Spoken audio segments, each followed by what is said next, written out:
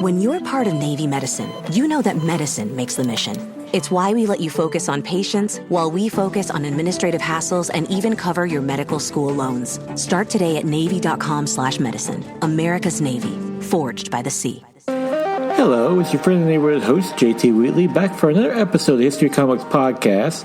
This time, another edition of the classics, but a more recent one in Locke and Key, Welcome to Lovecraft, by Joe Hill and Gabriel Rodriguez.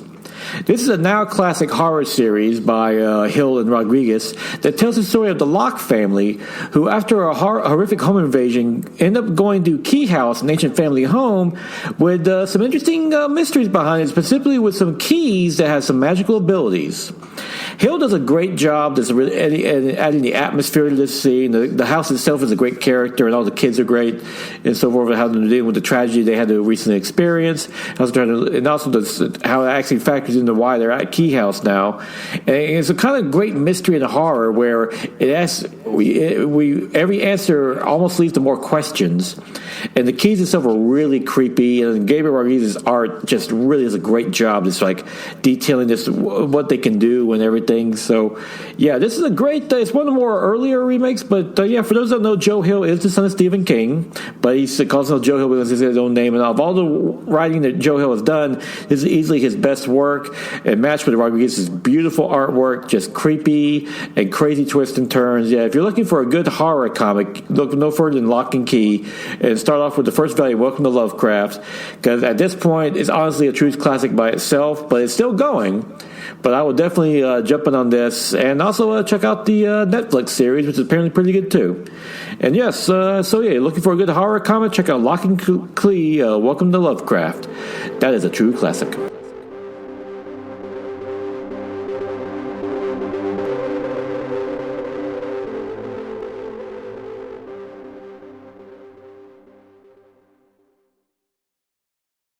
And now it is October 8th, 2025, time for the favorite comic of the week.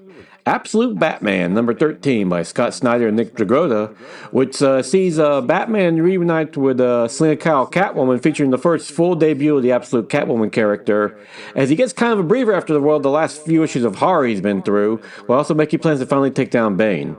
Snyder does a great job, really just giving Batman and Bruce Wayne a nice breather, because he's been through a lot these last few issues, but also really showing that his relationship with Catwoman is, well, just as complicated as in the regular universe as well. You can tell him and Selina do love each other, but they kind of clash, and an interesting twist, she's a little bit more moderate than him and says not to go as hardcore against Bane as he wants to, and even use the Venom, which is a neat twist in the character, even though Alfred Pennyworth, or this version of Alfred Pennyworth, isn't fond of her at all.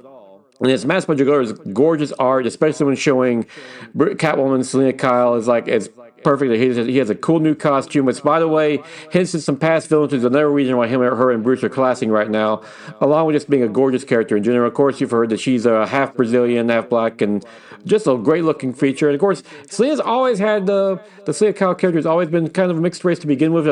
During the Frank Miller era, she was hinted to be Cuban because her father was supposedly Carmine Falcone, but it's been mixed around a bit. But overall, great read and the best Batman book in the stands. And also, I'll do an extra recommendation. I finally got done binging Moon Girl and Devil Dinosaur Disney Plus, and this is a great animated show to watch. Quick 2 seasons. And a great all-ages show, though it does kind of deal with a little bit of older topics. For instance, in an episode in the second season, the lead character, Moon Girl, who's a 13-year-old genius who happens to bring a devil dinosaur back through time, and they become superheroes together. She goes through her first period, which means some fun mother-daughter bonding. It's not graphic or lurid in any way. It's just treated like, hey, it's a stage in a young girl's life.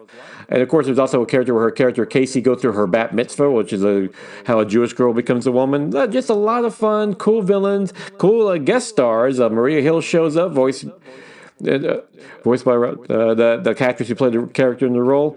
And, and a lot of great... It's a fun watch in general. Definitely check it out on Disney+.